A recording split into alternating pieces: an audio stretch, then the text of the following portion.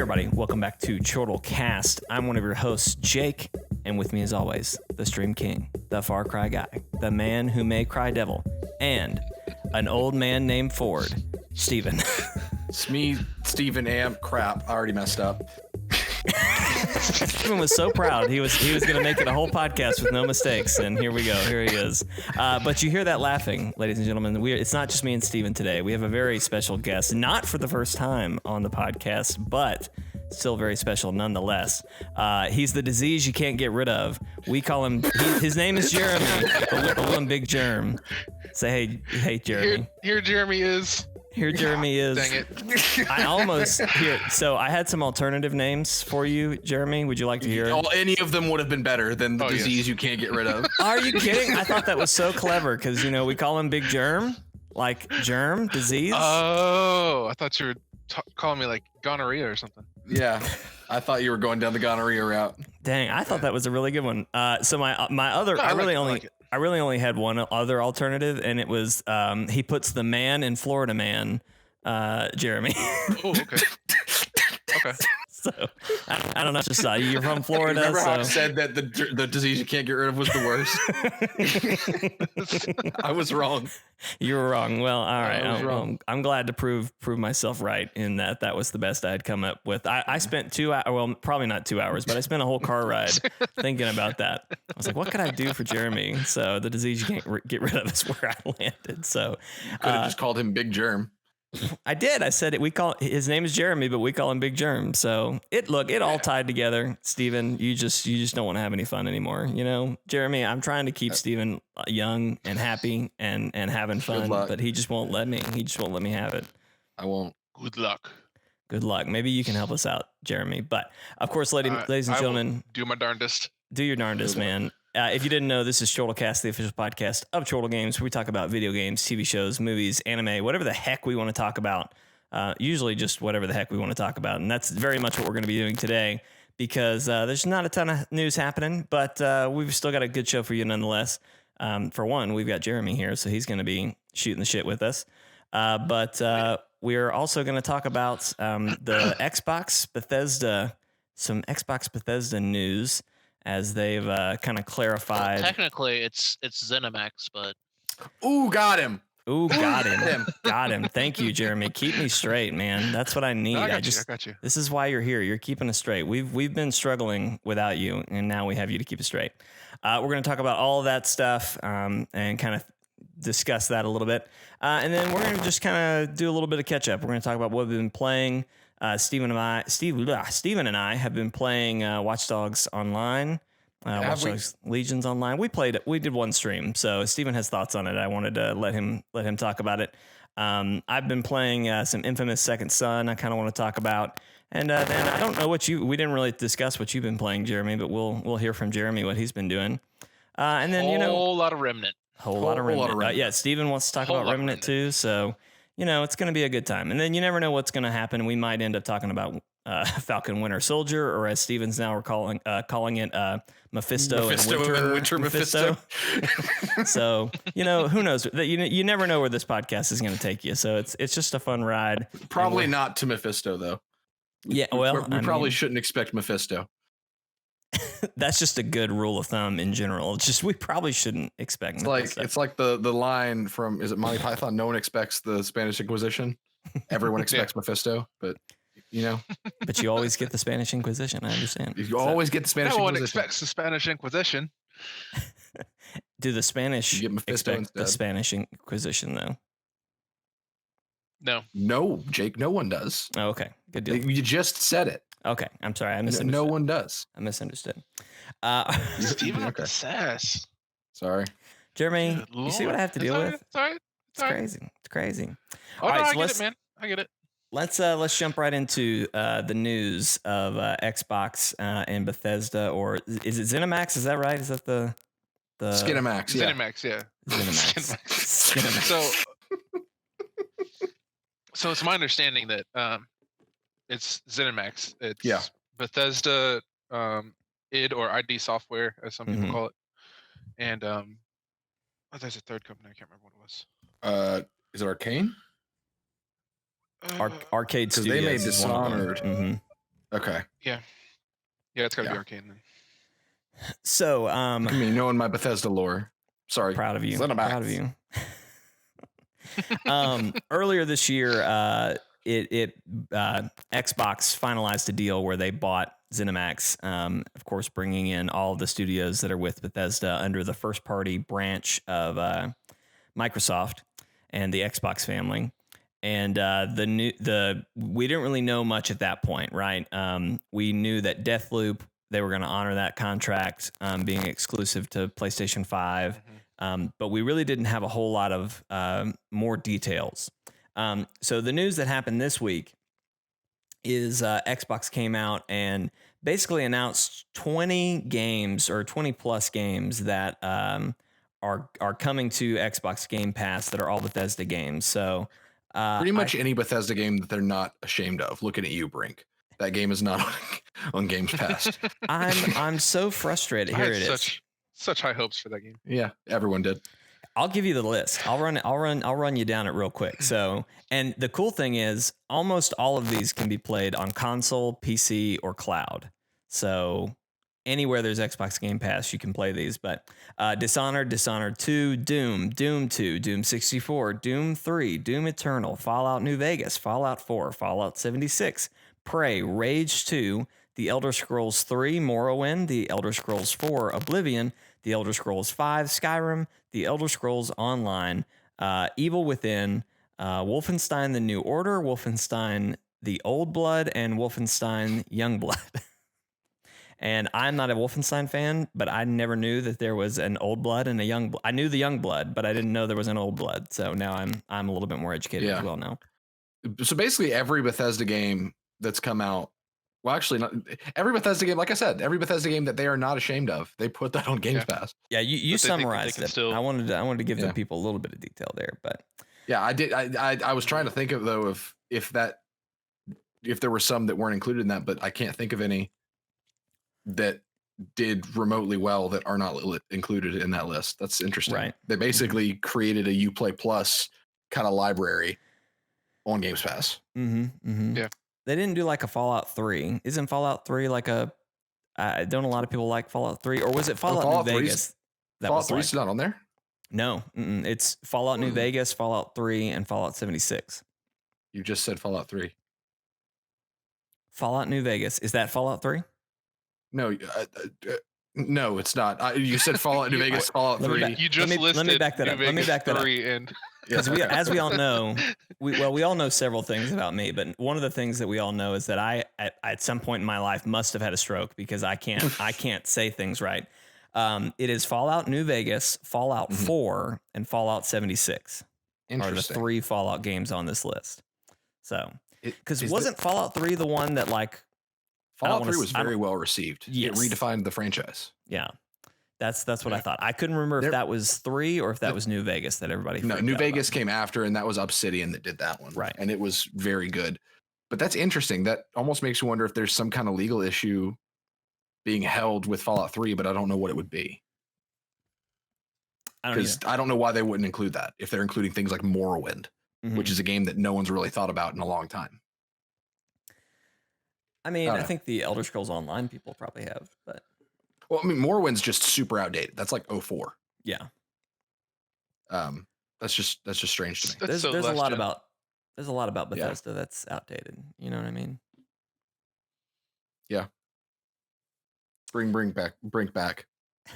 Bring Brink back. Say that 5 times fast. You can't. I don't want to. I'd break my streak. Steven didn't have to do a countdown today, and I want a perfect podcast after that. So.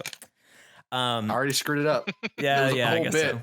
Where I said my name wrong so that he didn't even get the joke. Jeremy, he didn't even get the joke. I didn't. Here Jeremy is. I love it. Jeremy. Here Jeremy is.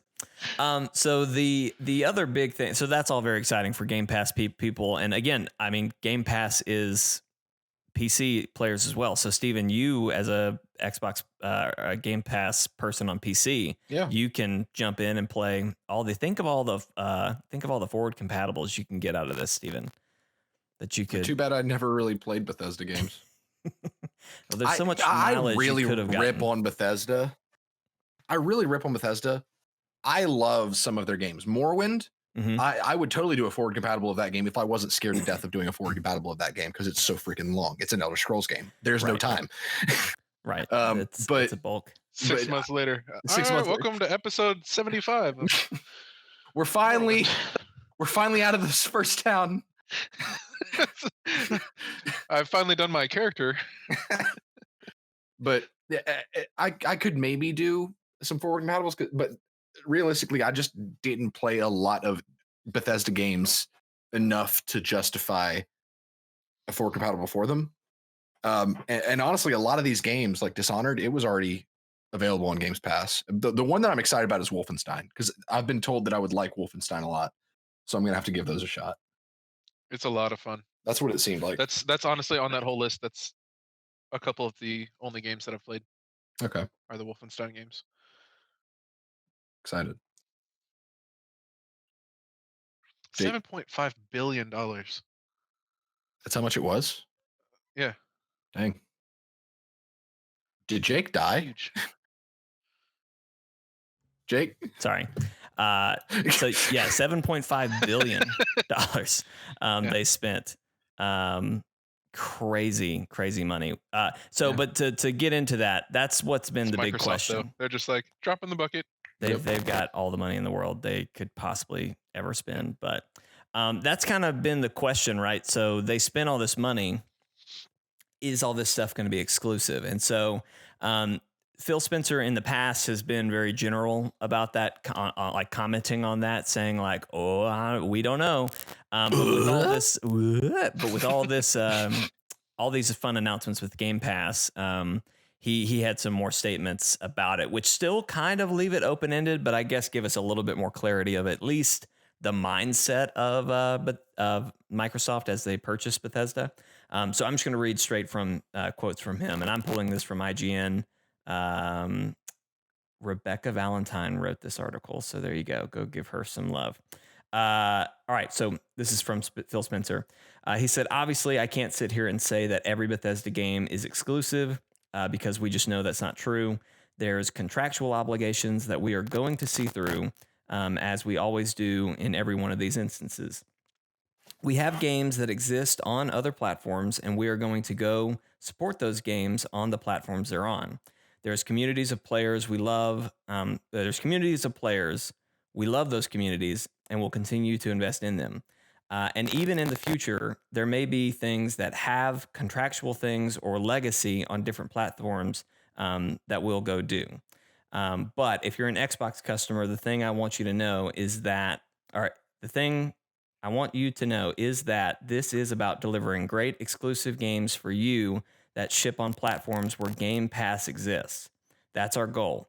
That's why we're doing this. That's the root of this partnership that we are building, and the creative capability we'll be able to bring to the market for Xbox customers is going to be the best it's ever been on Xbox after we're done here.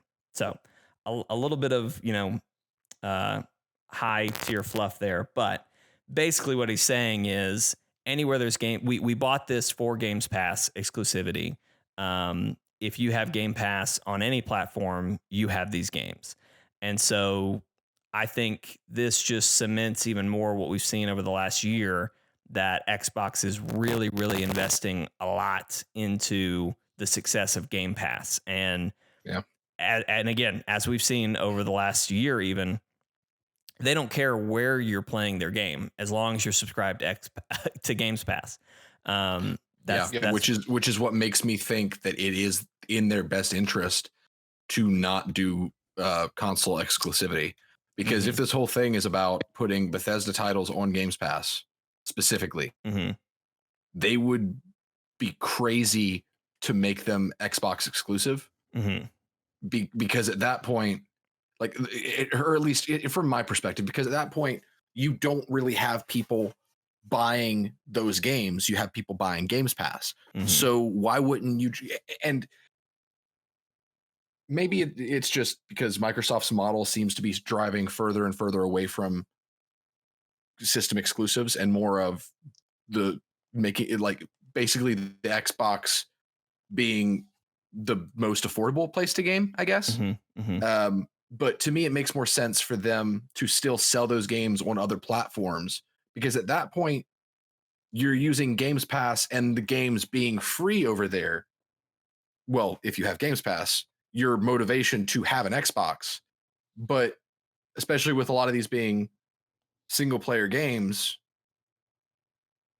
a lot of your single player community is on PlayStation. So you would be losing an entire market by making these games Xbox exclusive and not necessarily making money off the initial sales because they'd be on Games Pass. I don't know how all the business works, but it just seems like it'd be dumb for them to cut off the PlayStation market for exclusivity, because I don't think that's going to be what sells their systems.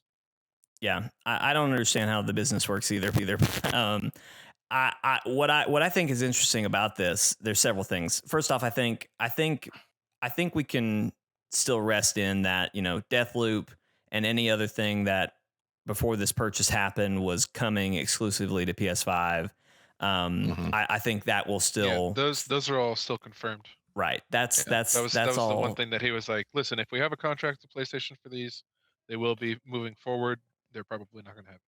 Right. Yeah. It's still so funny to me that the first game to launch after the acquisition is a PlayStation exclusive. I love that. That's just good news. Chef's kiss. What a way.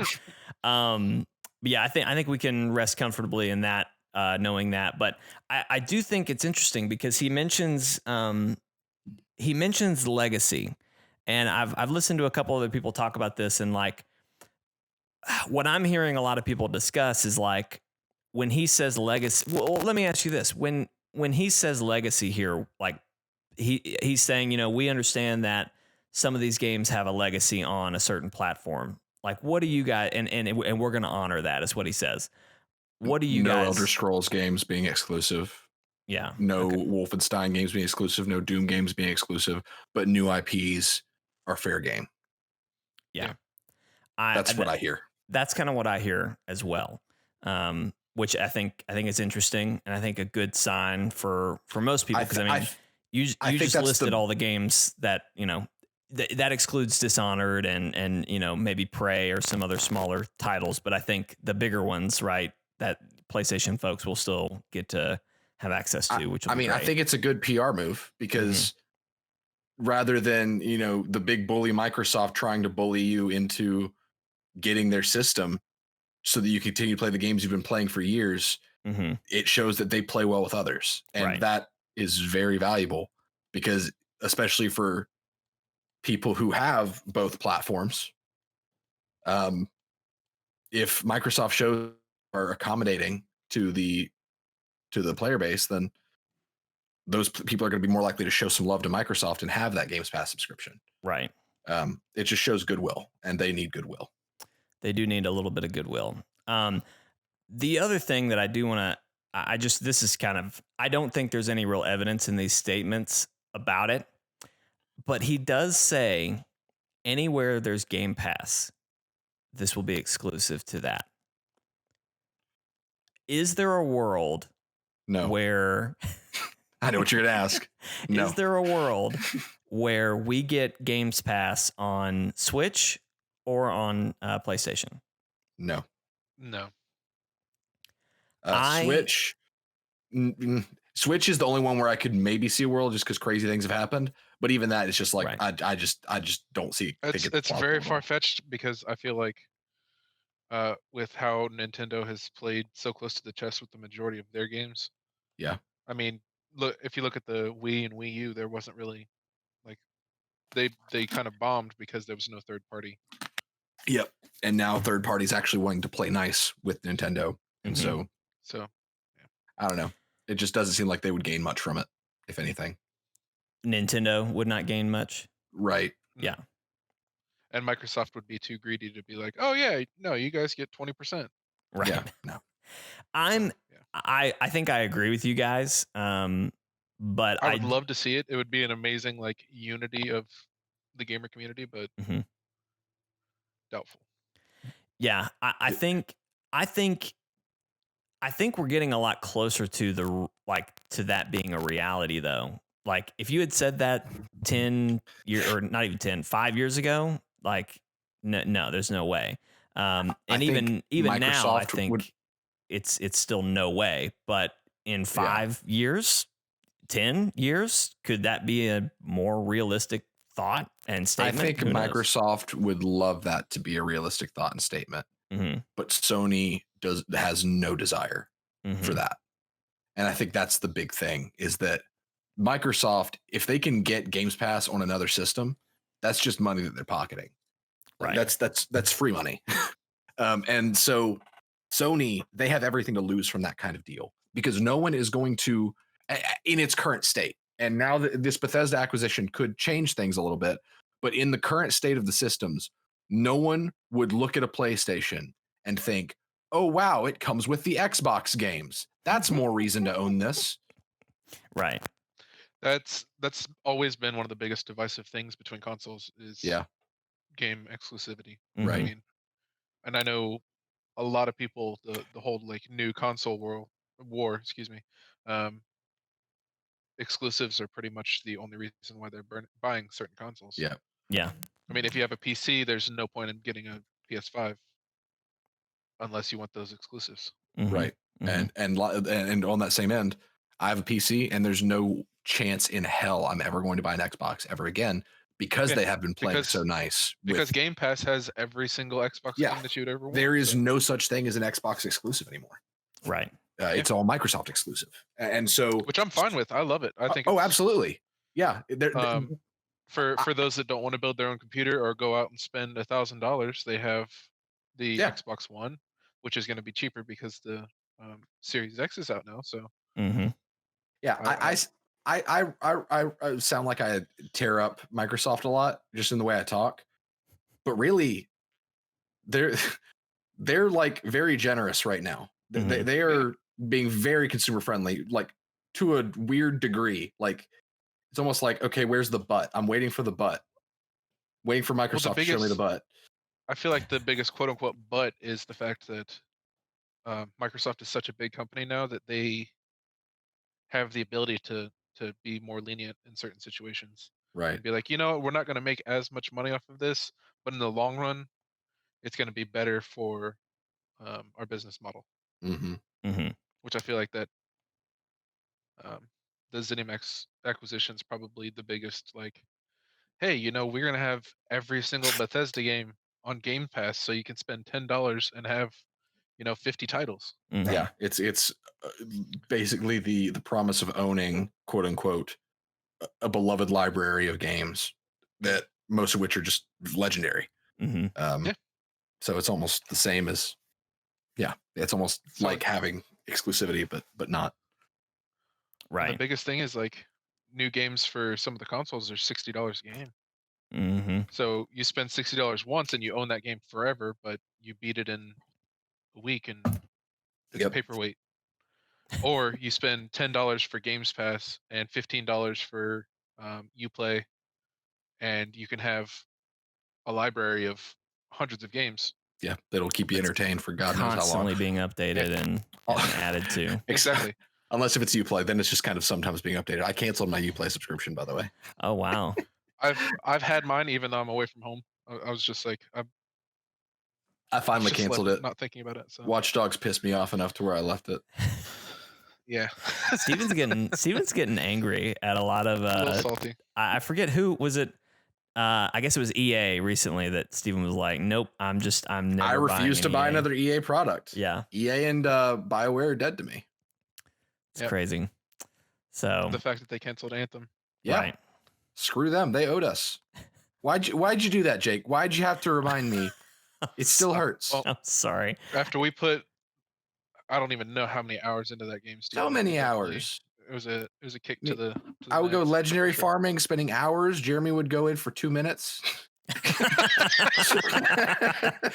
Hey, just think about how many minutes we lost to that game. Yeah, Jeremy lost like 20 minutes to that game to get a fully spec javelin. I spent 3 years. I spent 3 years. Oh man. Well, cool deal. So maybe one day in the distant future, PlayStation and Xbox will play nice, and we can play all our Xbox exclusive to Game Pass games on our PlayStations, but not anytime soon, I guess. That's all the news I really had. So that's the news portion of it. So we're just gonna shoot the shit from here and catch up a little bit. One thing we didn't do at the beginning of the show, and I'm sure everyone's wondering, or some people have probably figured out what we're playing at this point because they've been watching and maybe they just recognized it. But Steven, what are you playing today while we do the podcast? Playing Rogue Heroes. I was gonna play a different game, but I decided this is much easier for me to not pay attention to. Right. I got the pirate, so I'm playing the pirate. Playing the pirate. Did you ever get the Reaper? No, I didn't. The Go Reaper. get the Reaper for you. The Reaper's I love it. gotta be hard. I mean, I know I was underpowered, but I really feel like y'all needed as many people ready for that to get that. Jake, I finished the third dungeon and ran through by myself in like 15 minutes. So I was really just holding you way back. Yes. What you're telling me. No, not at all. The third dungeon I got like 20,000 gems from. Yeah. In just one run. Yeah, Wow. I'm in the third dungeon right now. I'm a beefy boy. And I've got 9,000 gems waiting to spend. Yeah. And just last night I got like 17,000 gems and I spent all of it on health, and I went from like 400 health to 800 health, literally doubled my health. Wow. Yeah.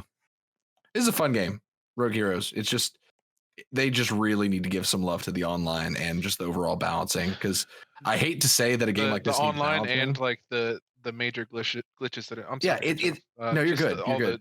All the quirky glitches that are in there. It still says that I need the fist. That's hilarious. From the beginning of the game. Like, yeah. It's so glitchy, and the classes supposedly have these passives, like the ranger's the best with the bow and the mage is the best with magic, but none of the passives are working right now. So that means there's not a big enough difference. Well, like there's no difference at all, apparently. Yeah.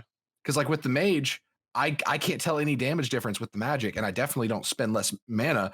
But the kick in the pants is that the mage has like no damage with the sword and no defense. So you're literally making the game more difficult for yourself with no gain for playing the mage. You get all the negatives of the class and none of the positives. Correct. That sucks. You're really fast and you can teleport, but that's it. Have you watched any videos from the recent patch on PC? No. Yeah, so they patched it, I want to say the 5th. Which that means I have no idea when anything's coming to the Switch, because probably never. If they just now half of the comments on it were like, well, rip Switch users. Yep.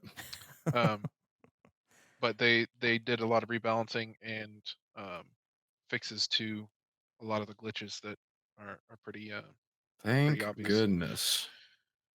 But hopefully they say something about their recent launch on Switch and well, I mean it launched. It launched on both platforms the same day, so it's not like it's been on PC long. Yeah, I just mean going from access on PC to actually like full game on Switch as well. Yeah, it's unfortunately always easier to fix a PC game than it is a console thing. So yeah. But yeah, Rogue Heroes. Well, I have something interesting too. What are you playing, Jeremy? What? I'm playing Vampire right now. I hadn't played it yet, and I downloaded it yesterday. But I had something interesting to ask you guys. Oh, go for it. So since Microsoft just acquired ZeniMax and now Games Pass is blowing up a little bit more, what is Sony's answer to that? They have PS Now, but everybody knows it's a joke. Yeah, everyone hates PS Now. Yeah. It's essentially a streaming service, and it's terrible. It is. So it's not you downloading the game and playing it from your console. It's playing it from their servers that are god awful. Right. And that sucks. I hate that they don't let you just download that. That's just not how things need to work. I would love it if that actually worked, but there's no way. We're not in 2077 yet where internet actually works everywhere. Right. To answer your question though, I feel like in the last several months and really since PS5 has launched, I think PlayStation has done a much better job with PS Plus of giving us bigger games, but also like launching games on PS Plus. I mean, Jeremy and I have been playing nonstop a PlayStation Plus game for like 2 weeks. Right. Yeah. I mean, since it was released, we haven't put it down. Really, Yeah. So Yeah. Well, Remnant didn't That wasn't launch. a segue. No, it didn't. Yeah. But I was just saying that they're putting games that aren't just throwaways. Right. Exactly. Remnant's a good one, but Marquette or something like that.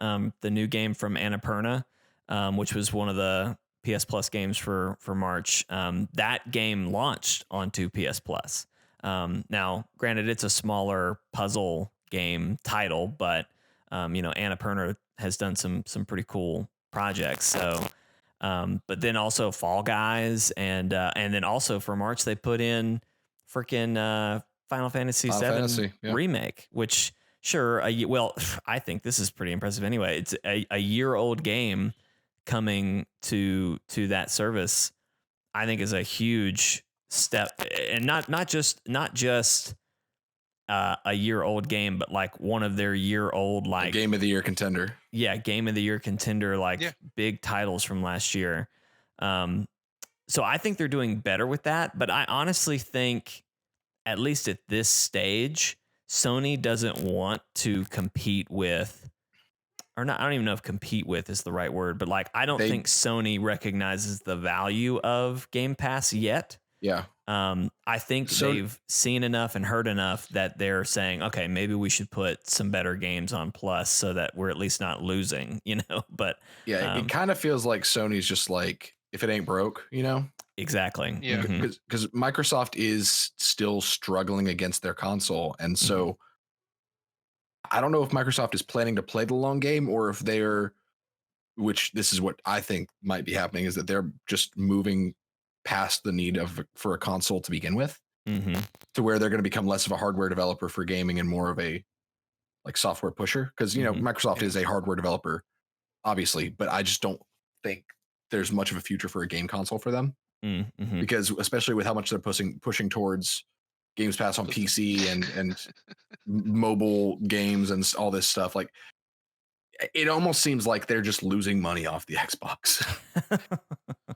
Just because I don't know anybody who has the new Xbox, and I'm not like, again, I'm not making fun of it. I just literally don't know anyone who has the new Xbox. There was a thing I saw on Google Discover earlier. That's gone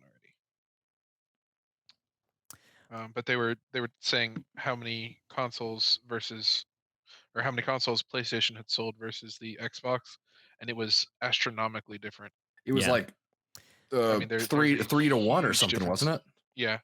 Yeah, PlayStation. I saw an article this week that from NPD numbers that PlayStation 5 is like the number 2 fastest selling console in US history, and that's with limited stock.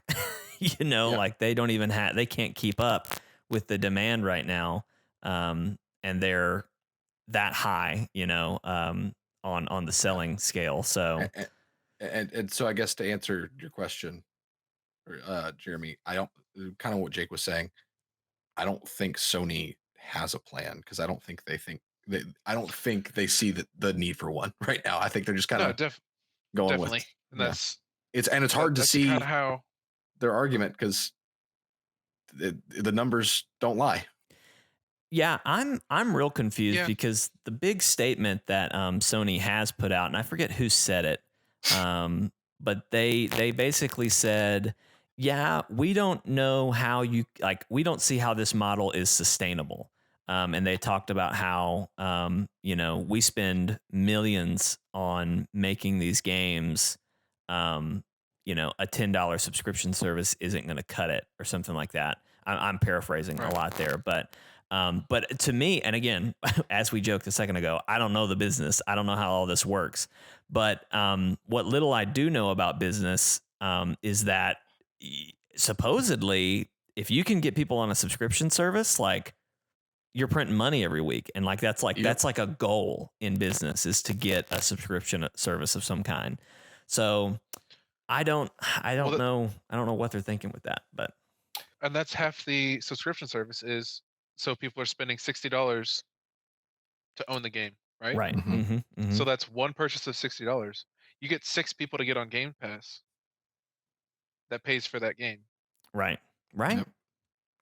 So there's the whole like loss to gain, whatever. But well, my biggest thing with the difference between the PS Now and Game Pass is, or I should say PS Plus.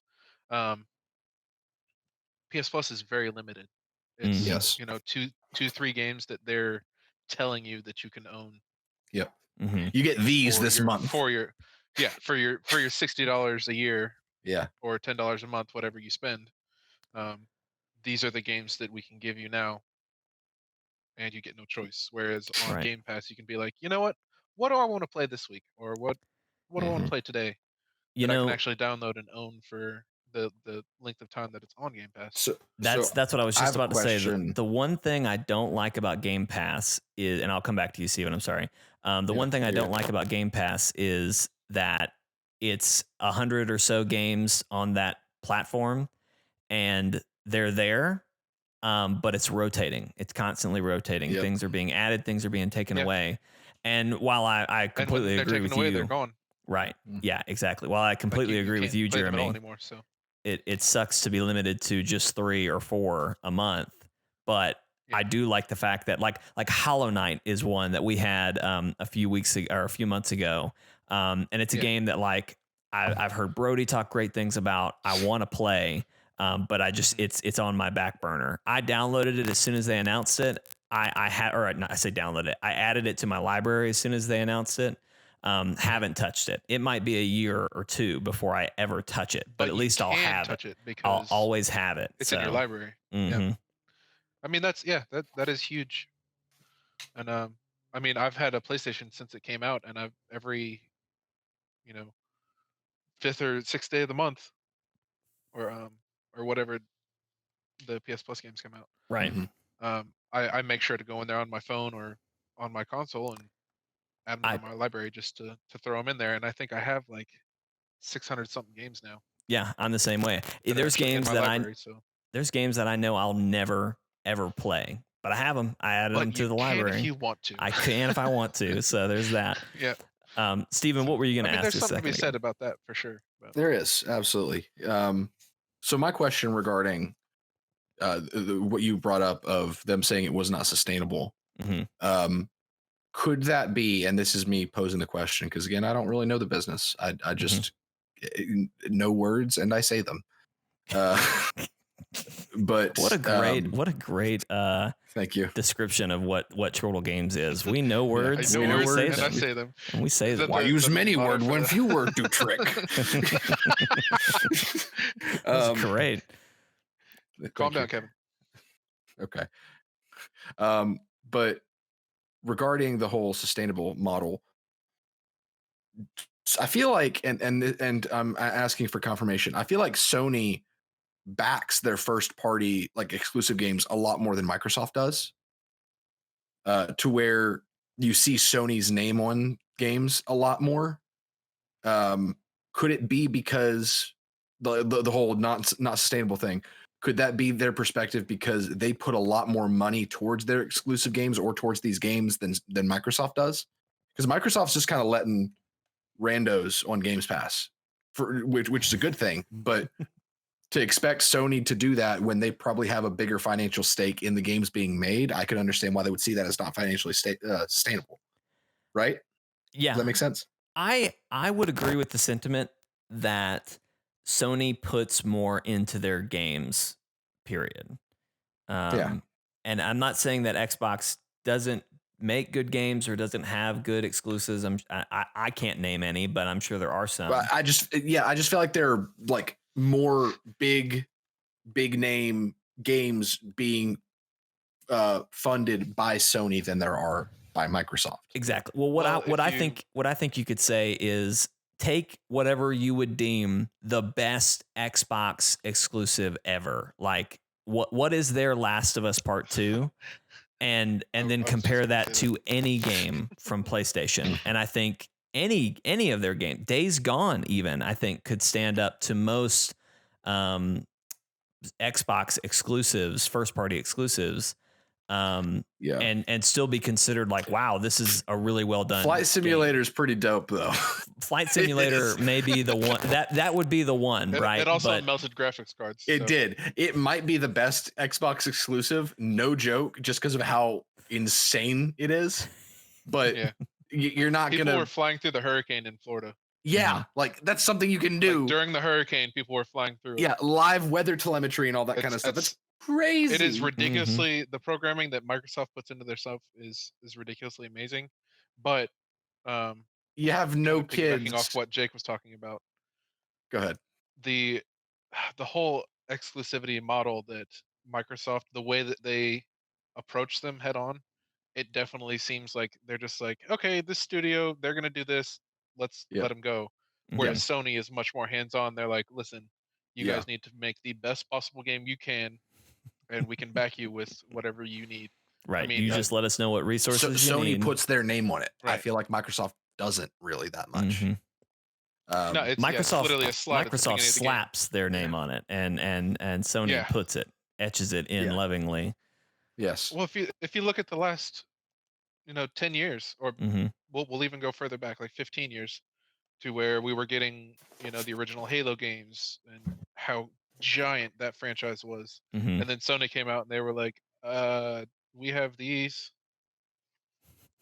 And Microsoft was like, you're puny, we have Halo 2. And then Halo 3. And it the feels script like in the last... definitely flipped back then, yeah. Yeah, but it feels like in the last, 5 to 7 years that Microsoft hasn't really had an answer other than continuing franchises. They haven't had a new IP where it's like, wow, this game is revolutionary. Whereas Last of Us and Last of Us 2, those are huge titles. I will never forget. Really changed the way some of the games were played. I will never forget back when I worked at GameStop. There was a big deal in the Xbox section where it was like the best lineup of Xbox games in Xbox history was kind of the way they were marketing it. And the games were Halo, Tomb Raider, which wasn't a console exclusive, and Forza. Yeah. And they do have the monopoly on driving games, but they do. But Halo was the only one that was just like, okay, you've got me there. But even that game, Halo people won't argue with you. It's not been good since Reach. And some people would even say it's not been good since 3. I say Reach because I loved Reach. But I loved Reach as well. That was like Reach and ODST were my favorites. And we still need to do a forward compatible of those. I'm waiting on you for that one. So we can do it on Games Pass, play Reach, co-op. Yes. It's going to happen. Sure. But Halo isn't the brand name that it used to be. Neither is Gears of War. Halo and Gears of War were like the big names in shooters for the longest time. And now there kind of needs to be a changing of the guard, but no one's taking the baton. Yeah. Master Chief's over there having to run this whole race, just please tag someone else in. And they're like, you're doing great. Oh, wow. Keep going. So Gears of War 5 was 2019. Yeah. And I would have told you that it was 2017, 2016. Yeah. Because it just happened. And then no one talked about it except for a month. Yeah, exactly. Yeah. Because it doesn't have staying power. But it was like, oh, Gears 5 came out. And then Gears Tactics was cool for a month. Yeah. Yeah. It's just crazy. They don't have those games. And so I guess back to the beginning of the argument, I can understand where Sony's coming from with that mindset of not sustainable, because Microsoft, to them, their games are likely just like, oh, what'd this studio do? Okay, cool. Put it on Games Pass. We'll pocket the change. But with Sony, it's like, we need this game to work because we have invested in this. Right. Yeah. We've dropped a pretty decent sum of money to make sure that the studio's done this. Yeah, they need to get that return, so that their investment is justified. Otherwise, if we may stop getting games of the high production quality of, yes, I'm going to say this, better hit your recorders because I'm going to actually say something nice about Last of Us 2. It has excellent production quality. Yeah. And if Sony changed their model, Naughty Dog and Studio Santa Monica are second to none. Yeah. Those are probably two of the best studios in gaming. Who's to say that if Sony didn't back them as much as they did, that we would have that kind of production quality? Right. So you can have free games or you can have quality games. That may be the choice. Right. And for my money, I want the quality at this agree. point, you know? Same here. I've got Games Pass for the cheap. Extremely high quality. Yeah. I've got Games Pass for the hundreds of other games that I'm never going to play. Exactly. Love it. Yeah, absolutely. Well, that good topic discussion, Jeremy. See, this is why I wanted Jeremy in here. He brings the good topics, you know. I'm here too. Yeah, but you know, you're here all the time. You're here all the time, Steven. You know, I'm not used to you. I'm not going to be here in 2 weeks. What are you going to do? Are you going to have a Jeremy and Jake special? Are you going to be gone in 2 weeks? Oh, yeah. This is news to me. Oh, okay. I told you this. I guess Jeremy, you want to do a podcast again in 2 weeks? I mean, I'm down to join the podcast, sure. All right, good deal. Good deal. I like talking. Problem solved. Well. Problem averted. Jeremy talk good. Even I'm Jeremy and I'm here. Good. All right, awesome. Jeremy, I'm here. Jeremy, you said you were playing Vampire while we're doing the podcast. Yes. Well, I know you're obviously doing a podcast while playing it, but what do you think so far? It's pretty awesome so far. Really? I've played like 15 minutes of it. So I won't spoil anything for you, but the cool thing about Vampire is that, and you may have already... Everyone dies at the end. Wow, Steven, way to bury the lead, man. Jeez. What? So you may have noticed this already, but you're a vampire, and you... What? The cool thing is you said no spoilers. You get powers by, drinking people's blood, but you can build relationships with people, and the higher your relationship with them is, the more experience points you'll get for drinking their blood. The more tasty their blood is. But if you kill them, your tears so salty. Yeah. that affects the game and like where the story's going to go. And like you might block off an entire story mission just because you wanted a couple quick XP points. When I chose the difficulty, the hardest one was like the more relationships that you make affects you more deeply or whatever it said. Right. So that did kind of hint me towards that. So I was like, yeah, I'm not going to do that one yet because I actually want to like. Yeah. So yeah, it's really cool. Block off anything in the story yet. So everyone you meet, super you have to ask yourself, do I want to see where this person's story goes, or do I want this really cool vampire power? So yep, I'm just going to be OP. Doesn't matter. I hate people anyway. That's kind of how I played it too. So I understand. And then of course I'm playing Infamous Second Son, is what you're watching me do. I'm just kind of, man, what a great game. So I'll just bounce off our catch up time where we talk about what we've been playing here with Infamous, because that's kind of what I've been playing this week. As many of you listening know, I've recently gotten into getting platinum trophies. I'm up to 8 platinum trophies right now.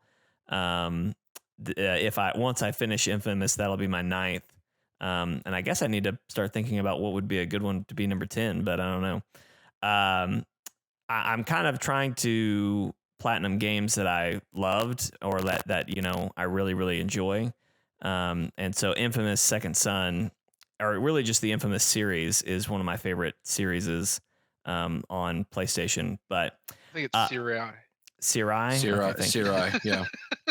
Thank you, Jeremy. Always keeping me straight. You're welcome. This is why I like you on the podcast, That's what I'm here for. Exactly. That's it. The interesting thing coming back, it's one of my favorite series. That just doesn't sound right. Nope, that was it. That was it. Nailed it. Nailed Did it. I nail it? All right, great. Nailed it. You nailed it. One of my favorites, and it was really funny. Attempt it again. Playing. No, I'm not going to attempt it a third time. It was really funny restarting this and playing it all the way through. And I haven't beaten it yet, but playing through it again, I immediately was confused by a whole lot that I assume coming from Infamous 1 to Infamous 2, then to this made sense because it was like, oh yeah, that's how it worked in Infamous 1. Like there are these data shards that you drain basically for skill points. And I have like that when that first happened, I was like, wait, what? Why do I get skill points from this? Like that doesn't make any sense. But I don't know. So it's been interesting. I almost want to play Infamous 1 again just to kind of It's on PlayStation now. Good luck. Is it for real? Yeah. I was just thinking I should try and see. I tried where I could get and it. I couldn't do it. Couldn't do it because of the streaming portion of it, or yeah, it just was weird. The electricity powers were so cool in that game. But anyway, I've been enjoying playing through it again. The gameplay of this game is just amazing. All the powers that you have and switching between the powers and all that is just, it feels so good in a way that only not Insomniac, Sucker Punch could do. So I just love it. Been a lot of fun playing through it again. As far as the platinum goes, it's really funny. I could have platinumed this game. Let me back that up. I could have almost accidentally platinumed this game when I first played it, but I just, for whatever reason, I decided to be really nice to sign spinners and musicians. Even when I did an evil playthrough, I just didn't touch those people, and there were 2 trophies associated to those things. So that's actually, if you've been watching me, that's what I've been doing, is I've just been on the hunt for musicians and sign twirlers to assassinate them as soon as I see them. So I would love to see. Same here, Jake. I think I'm only like 3 trophies away from platinum in that game. I'm 10. It's completely unintentional. Right. I'm 10 right now, but like none of them are going to be difficult. The hardest one is that you have to beat the game on expert. And so that's the only thing I wouldn't have done naturally. But anyway. I did it first round. I played it on expert first. Kind of dark that you would consider killing musicians and sign spinners in cold blood natural. Well, me?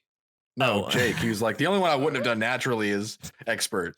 Well, I guess what I did it naturally. So anytime it's like they let you choose the evil path and you have to be evil, I'll kill fucking everybody. I mean, Infamous is one of those. They equal opportunity killer. They definitely do the Jedi Sith way, where it's either you're the paragon of goodness or the bastard coated bastard with bastard filling. Yeah.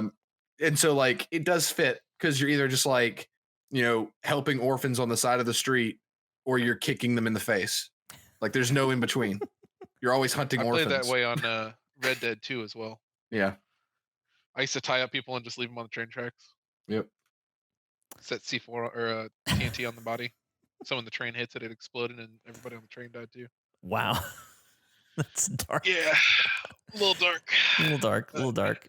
Apparently even when I'm the bad guy, I have a code when I'm a bad guy apparently, and I decided I was never going to kill sign twirlers or musicians. So I don't know why I decided that was the line in the sand I was going to draw, but that's what I did. So anyway, but it's been a lot of fun. So Jeremy, what were you we talked about Vampire, that's right.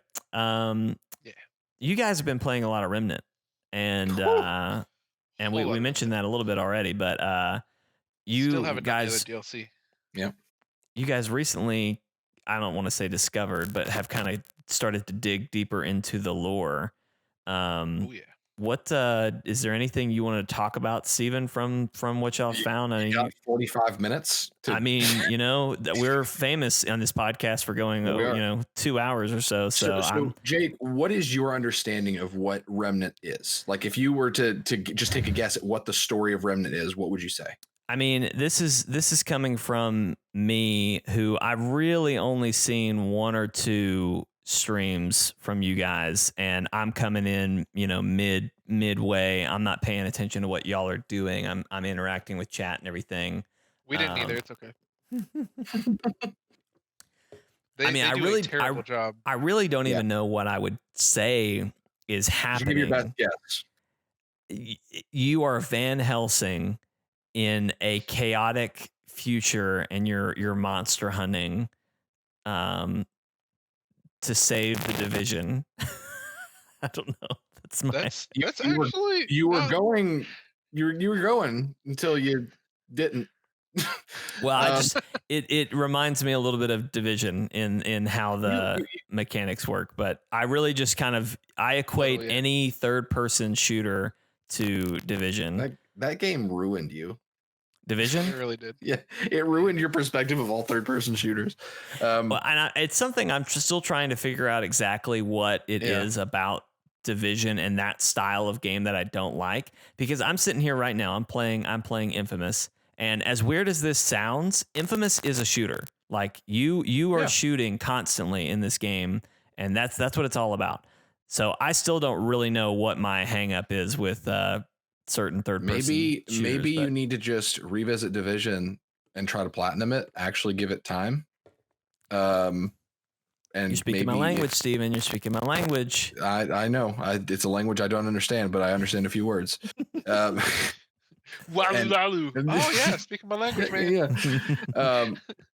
But no, I don't know. Maybe you need to try it again to see what your hang up was, and if you can zero in on it, pinpoint it, or realize that you just had a really bad first experience.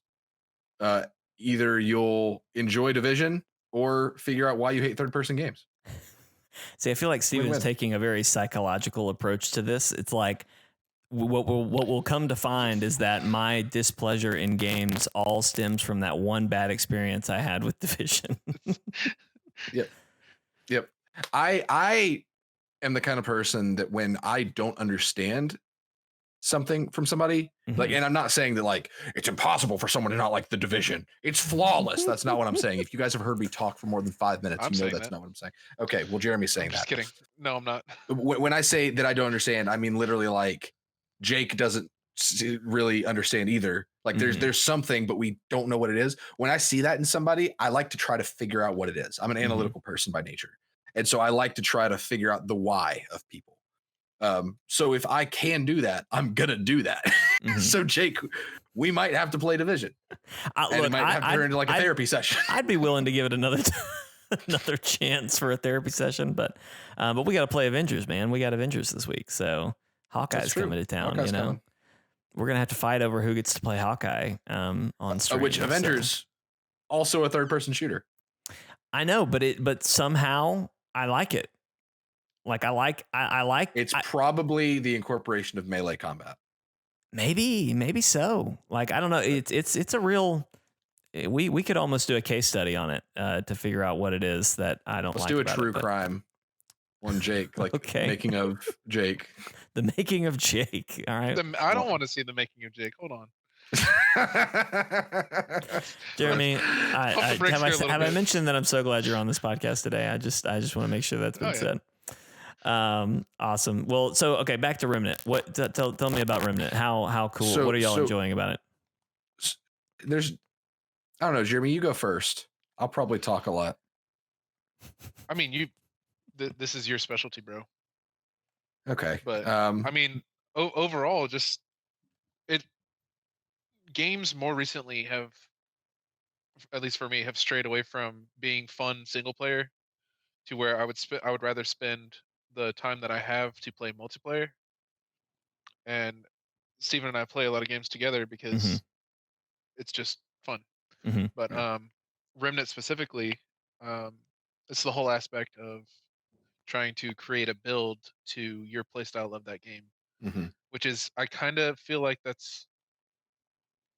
actually may be something that Jake doesn't enjoy as much. That's true. As far as the playing with people. Yes, yeah, that. Yeah, because I know how much you hate everyone. So,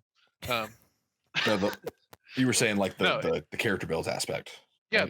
the whole aspect of having to choose exactly like how you want to play that character and build things according to that. And I mean, because you have the amulet, both your rings, and all the traits. So throughout the game, you have to choose exactly how you want to play that game. You might be on to something there.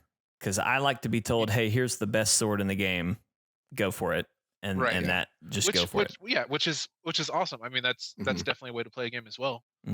Yeah. And I but think there's so many choices to be made that sometimes it can be overwhelming. So, and I think if you don't play things a certain way, then you can't get the enjoyment that you want out of the game. Right. Honestly, Remnant might be a good game for you to go to figure out your third person hangups because it incorporates a melee system. Yeah. You can't jump, but you can roll. There's an evade. Yeah. There's an evade. And it's not like Division is the one where if there was like a Venn diagram, I guess if you want to call it that, like the circles that overlap with each other, like Division would be the one that had the most in the loot game, to where like you've got all these pieces and all these attributes, and it becomes literally hundreds. Yeah, it becomes a game of like sitting down, making a spreadsheet, like making notes, figuring out what you want to do. It's all that stuff. Which I've done before. Yes, and that's how you can play Division 2. Like it has that potential, and you'll probably get that feeling of being overwhelmed if you dive too hard into that side of the game. But with me, I'm just like, inject that into my veins. I'm all about it. Like that's one of the things I love about looters. There's literally been entire times where Steven and I play for like 2 or 3 hours, and it's just us sitting in the we sit in the firing range and we do math. Range, and we do math. Like, well, this is good, but if I change this out for this, I can do 10% more of this damage. Just all that tweaking, and 10% off, I lose 5% of this. So I mean, and so it's a lot of like it's creative problem solving, and I love that in games. But with Remnant and even Outriders is another example. There's less of that kind of the character being a puzzle that you need to solve, and more of like there is more straightforward stuff. Because like in Outriders, for example, I'm just going to use Outriders and Remnant because I do feel like they have some comparisons, and I have to talk about Outriders every week until it comes out. But you're contractually obligated to do that. I am every day. Every day. Sven is paying me. I'm on the take. But with Outriders, if you know, for example, you want to use the teleport ability as a trickster and the temporal blade as the trickster, you get perks that are very obviously pointing towards that.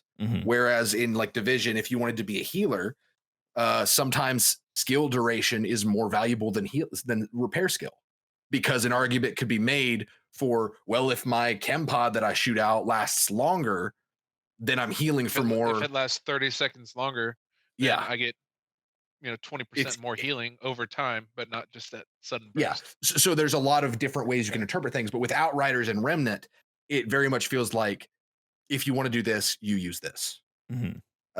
And with Remnant, for example, like my whole thing that I'm doing now, I have a build where I am a summoner healer. Because I have this thing that allows Steven build. Classic, like it's my two things. Literally him to a T. Yes. Yeah, exactly. So I can use my healing ability that everybody has, but it's consumable and you only refresh them when you rest at a checkpoint. I can use that to heal the entire team. But also my 2 weapon mods, which are your abilities in the game, are a summon. So we could be fighting a boss and I've got 2 turrets and then 2 floating skulls above me, and everyone's health bar is just going straight up as soon as it goes down because I'm dealing damage and healing at the same time. But the pieces that I needed to do that weren't that hard to figure out. So you don't have like 5 different solutions for one thing that you want to do. It's pretty straightforward. If you say like, I want to be a healing summoner, you kind of know what you want to go for. If you want to be a melee damage dealer, there are a few options, but there are a lot of good interpretations. Like there's not like, it's not going to try to trick you, I guess. And so there may be some value to Remnant for you. I would be interested to see what you thought of it, because it is one of those to where if we are going to figure out like what is Jake's deal with third person games, what's his kryptonite with third person? Yes, I think Remnant's a good one to tackle because it does have it, like the shooting is pretty tight. It's smoother than Outriders, I would say, in terms of like stick sensitivity. It's not as satisfying, I don't think, but it's easier to aim. Gotcha. Yeah.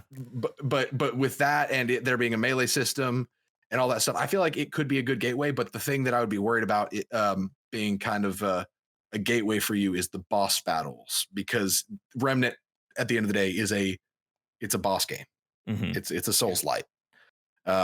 So I would be curious to see how you handled that. But from an overall foundational mechanics standpoint, I think Remnant might have something for you. I'd be curious to see what your takeaway is from it. I want to play it. I just haven't had the second to do it. Maybe one of the streams this week needs to be us three playing Remnant. You guys showing me the ropes. Yeah, I definitely want to try that. It's a very interesting game, because it's one of those that just kind of showed up in 2019. I'm impressed with it. Yeah. Like truly am. It's no wow. one Did it only come out in 2019? It came out in 2019. Yeah. Wow. I think it was late 2019. Wow. I didn't realize it was that young. Yeah. And it came out, and to my knowledge, no one was talking about it until it was already out. Mm-hmm. And when it was out, people were just like, "Oh, this game's pretty cool," and like they were impressed with it. And then it just kind of disappeared again, and people are playing it again, and they're like, "Oh wow, people are really sleeping on this game." Like, it's one of those that just flies under the radar. It's a little bit niche, which is probably why it flew under the radar. Mm-hmm. But in terms of just overall gameplay and the story that they put into it, it's just a very impressive package. August 20th, 2019. Yeah, that sounds right. That's awesome. Well, I mean, I think you're onto something, Jeremy. Google says. Yeah, Jeremy, you might want to look up that, but I think you're onto something. Keep chasing, close, yeah. keep chasing that rabbit, Jeremy. But I would like to play it with you, because it's very approachable. Yeah, as far as it's a the lot. genre goes. I completely understand. I mean, we've talked about Division so many times. Mm-hmm. Steven and I have that. I completely get how it can be overwhelming to a lot of people, especially when you play it with me and my brother. Yeah, or me, because Yeah. I'm the same way. Like a lot of the game is trying to create a build to your playstyle. Yeah, Right. we come on very If strong. you don't really know specifically how you want to play the game, it is extremely difficult to get into. Which, not knowing, I mean, coming into it and being like, I only have this and this unlocked, so I can only play this way. Yeah. And then having to, upgrade your character and continually like grind to try to get the pieces where you're like, oh, it'd be cool if I had this turret and this explosive sticky grenade, so I could blow things up. On the flip side, though, that feeling of like coming up with a build concept with no help, like not looking anything up and executing it and like being the originator of an idea, that's such a good feeling. Oh, it's a great feeling. It's so worth it. It's so worth Like the hours spent my in firing status range. effect build where I can shoot somebody and then set them on fire, and everybody in the room gets set on fire because that person died. Yeah. And like seeing multiple stacks of like 5 different status effects on 20 people in a room. It's chef's so kiss. hard. It's, oh my god, That's pretty badass. So good. Yeah. So good. Like, but and I mean, it's definitely overwhelming, but it took weeks for me to get there. Yeah. You gotta love the game to get to that point. Yeah, for sure. And that's and that's the thing. Maybe what you need is like, see, I don't know. I don't know if you're the kind of person who would want to engage with the loot game immediately, or if you would want to experience early game before you were told, here's the crazy stuff you can do. I don't know. I don't know if you're the kind of person who gets overwhelmed or not. That may be the biggest thing too, Steven. I don't know. Cause like Destiny, I love the world of Destiny, and especially what they're doing right now. I really am engaged. They're killing the story right now, with Aldrin and what they're doing with him. Or I should say the Crow. No, it's been dead. It's fine. But then again, so I'm really into that world and obviously grind and get pieces of equipment that I want. I think you were onto something, Jeremy, when you talked about builds, because I do think I'm not good at at the build aspect. I find certain weapons that I like and then use it, but don't ever really know how to min max that weapon or that skill to get the most out of it. It's more about best in slot than building exactly towards a build. Which I'm not trying to down you at all. Like that's and a lot of games do that very well, where it's this is the best weapon that you need for this kind of playstyle. Right. Yeah. But Division does not do that well at all. There's 15 different choices. It's like, oh, if you want an AR that does this, and this, then this is good for you. But if you don't want to do just this one aspect of it, then you need to use something else. There are things where, like, if you really like a gun, you could pick it and just be like, I want to do something with this really well. You could totally build around it, but the problem is there are too many options. Right. Yeah. You have to have synergy between 10 different pieces and not just, well, this is the best gun in this, as far as primary weapons, this is the best gun that I need to use for any build. Right. There's not a whole lot of that. But it's all very, very build specific. So which I get. I mean, I have often wished that I could just let Steven build me something really cool and just we did do that and you hated it. Oh, did I? Okay, maybe that's what it was. Because the first time you played Division 1, it was because we were going to do a live stream of it, and I challenged myself to get your character up from 0 to 30 or whatever the max was at the time, and then looted or not looted, but like geared up in like 2 days, and I did it. And you hated it. Well, I built you the most like simple, like easy, no shooting things kind of build, but I do think that, like, I don't know what. There's also something to be said about the grind. Absolutely, the grind for Division. Actually building the character is that's the joy of it. Fun. That's part of it. If Division didn't have that loot game of like taking the time to find the pieces and then put them all together like a puzzle, I would not play it as much as I have. Right. But that's the kind of person I am. Right. Awesome. Well, wow, that was a whole little conversation. Remnant's good. Remnant's good. Yeah. So there we go. Remnant are good. Remnant am good. I am the greatest. Let's talk about another game that Steven and I played this week that maybe wasn't as good, Steven. Watchdogs Legion Online. What do you want to say about it? So if you watched the live stream where Steven and I played this, I think it was last Thursday. If anyone wanted to go back and watch it, you can get some of the raw reactions of Steven. But I just didn't know if now that you've had some distance, Steven, if you had any new thoughts or changes. I feel worse about it, Jake. Oh, really? Yeah, because like and I know a lot of people may hear this, and a lot of people, as if a lot of people watch our podcast. I know people may hear this and be like, wow, Steven, pretty hypocritical. You've been praising Watchdogs so much. Well, hypothetical listener, I said last year that, and Watchdogs Legion was on my like top games of 2020.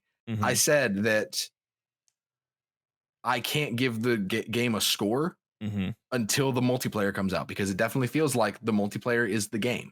Like they were building towards multiplayer. I love the gimmicks. The game itself is fun, and I'm excited for what that it could mean for the future of Watchdogs. Potentially even Ubisoft titles overall.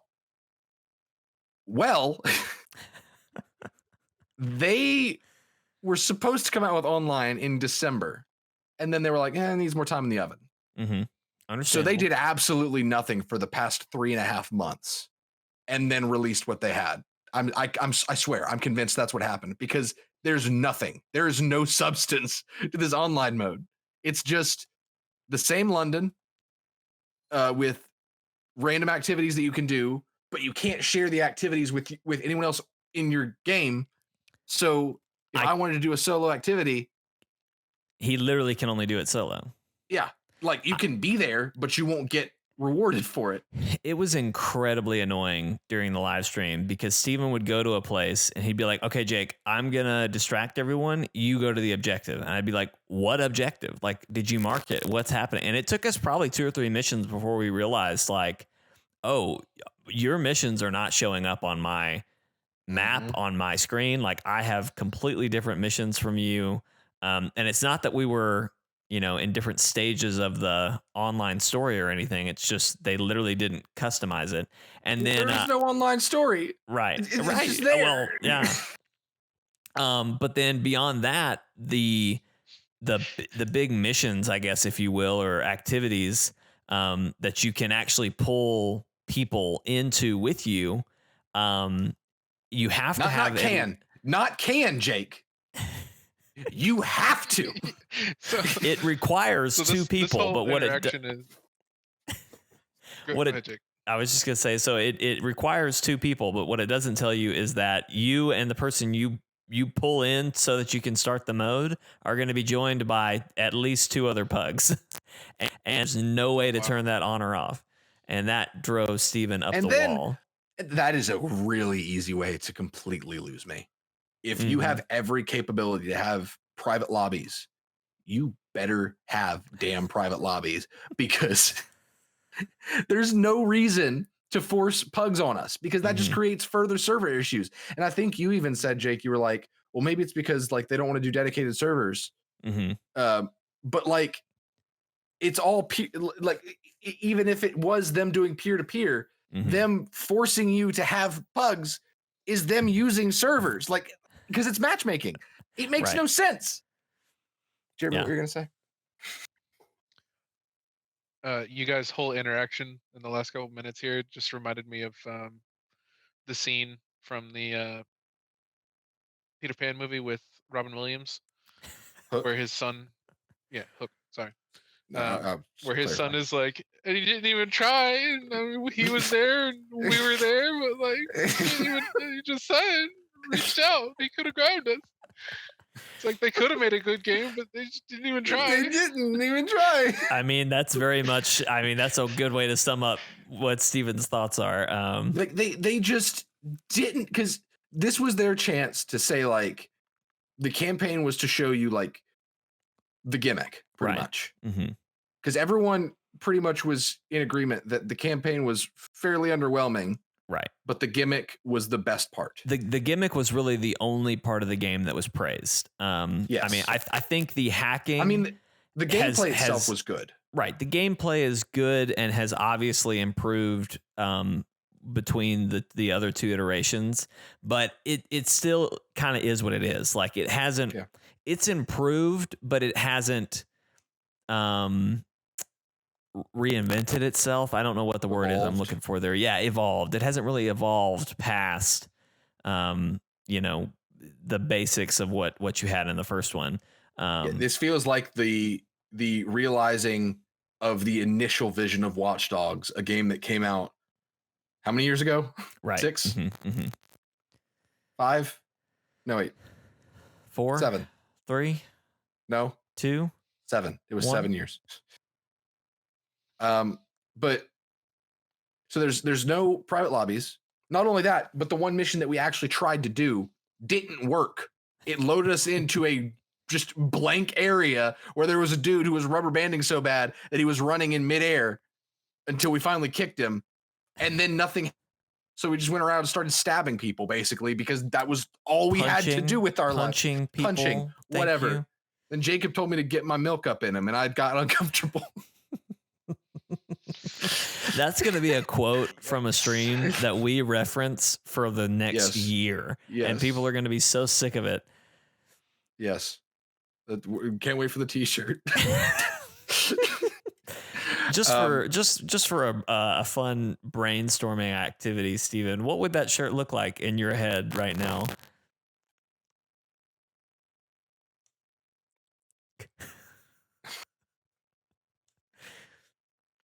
I can't say, because I'm imagining a gallon of milk with a cartoon face on it, and it's being injected with milk like a syringe, and it has like a face. It's making a face that it's like being pleasured. I don't know. I hate this shirt, Jake. Okay, the shirts can. I hate this. Anyway, back to Watchdogs Legion. It had a good run, but the connection also wasn't great. We had I'm told that we had a hilarious amount of teleporting. Oh man, Steven would be driving because for whatever reason he didn't want me to drive, and I wonder why. I wonder why after how much craziness I had to experience as a passenger. We always got to where we wanted to go. It would do this thing where you'd be driving and it's almost as if a child was like driving the car, but like a child playing with toy cars, and like they're going good, like it's going straight for a second, but then they just take the car and just spaz and like just shake it everywhere. They just slam it into the wall. They break all their other toys that they were like driving through or around. Like that's what it was like riding in the passenger seat of this game, because it was just, it could not handle in my defense driving around. Would you have preferred the one seeing those things be the one driving? Because it was fine on my screen. I was about to say, I'm assuming it was fine on your screen, but yeah, I would not want what I experienced, but as the driver. So, and that is why you did not get to drive, because I saw a little bit, like I think I drove to pick you up, and then I saw so, and I was like, yeah, no, I'm not gonna let him drive. But it literally feels like they made this crap in a week. Mm-hmm. Like it's just not special. What's weird is this is exactly what they said they were going to make, and like, okay, good on them for not over promising, but they under delivered. I somehow still feel like they over promised, even though they didn't. I mean, what they said they were going to deliver is what they delivered. It's just what they delivered doesn't work and doesn't feel right, and it's kind of a letdown that there's no, I don't know. You were hoping that the recruiting and the gimmick and everything, that it would all have had a purpose, that you and I could synergize our character builds and stuff in Watchdog, and that like there was not even necessarily synergy, but like more of just the characters feeling like all characters feeling a little bit more like they have a point. Right. Because one of the you wanted it to matter that your character who can box really good, and then my character who is better at hacking, like you wanted that to matter. But at the end of it all, you know. Well, I didn't want to have pointless characters like the transient whose only ability is that he can play the acoustic guitar. You know, I wanted more of like the wild cards, like a character who has a drone, but also is a boxer, like, you know, just random. Right. I wanted more defined to where you could change quirks about characters, so it had a little bit more longevity, or I want it to be completely random so that you could find those characters that just out of nowhere were a wild card that was exactly what you needed, but you didn't know that it was what you needed. Like something like that, to where it was more engaging. But it's just like in the campaign, to where like if you see a construction worker, you know exactly what they're going to have, which is fine for the campaign. But for multiplayer, right, that just feels lame. Mm-hmm. I don't know. I know what I was expecting. Like I know what I wanted, but I don't know if I'm even surprised that this is how it turned out, because it's Ubisoft, and I got my hopes up that Watch Dogs Legion felt like it was doing something different. Right. But as far as it as a service or whatever you want to even call it, mm-hmm, it dropped the ball so hard. Yeah. And it's funny because, hey, we haven't mentioned Outriders in like 15 minutes, so I'm going to go back to it. Yeah. This reminds me, like, it makes me respect People Can Fly that much more, because it's really, you can tell the difference between a developer who has no intention to play the product that they've made and a developer who wants to play the game that they've made. And that is absolutely the difference here, because this whole thing with Legion felt so by the numbers and lazy and soulless, to where it just feels like they did what they had to do and they have no interest in creating a unique experience. And then you have, because it like doesn't think like a gamer does. Mm-hmm. And I hate using the word gamer, but it doesn't think like someone who plays games. Right. Like if they did, for 2 seconds, they would understand, hey, maybe private lobbies should be a thing for missions. Mm-hmm. But it doesn't. Like, hey, maybe these solo activities, maybe that's something that, players should be able to do together, but they can't. Like, it just has no tact whatsoever as a mode that just shows that whoever made it, they don't play games like this. They don't know what they wanted it to be. They just know what they were told to make it. Right. Like, there's a separation between the person with the idea and the one executing the idea, if that makes sense. Right. And that's just so disappointing. But so what did I say? It was Watch Dogs is now a 3 out of 10 because there's no private lobbies for missions. Yeah, you were real upset. You were real upset. I was. Is where I landed on it. I just sorry that I can't stand stupidity. Like, no, I think you're right, and I don't, I don't know what to expect from Watch Dogs going forward, and I hate that because at one point I really liked the series, but I don't know what to expect anymore to come out of it. So we'll waiting on that Wrench, Aiden, and other DLCs. Oh yeah, I forgot Aiden is coming to that game. We haven't gotten. Yeah, there's a lot of stuff that they've promised on this game, so they did overpromise. Okay, and they've underdelivered on everything post launch. Man, it's a shame. I hate this. It's a shame. Shame on your cow. Shame on your family. Whatever the stupid Mulan quote is. Dishonor. That's what it was. Dishonor on you. Dishonor on your cow. Yeah. No, that's the Bethesda game, Steven. That's good. Hey everybody, thanks for watching this episode of Chortle Cast. We do hope you've enjoyed it. If you did, why are you laughing? I'm sorry, I'm watering the sidewalk in Rogue Heroes, and I didn't mean to.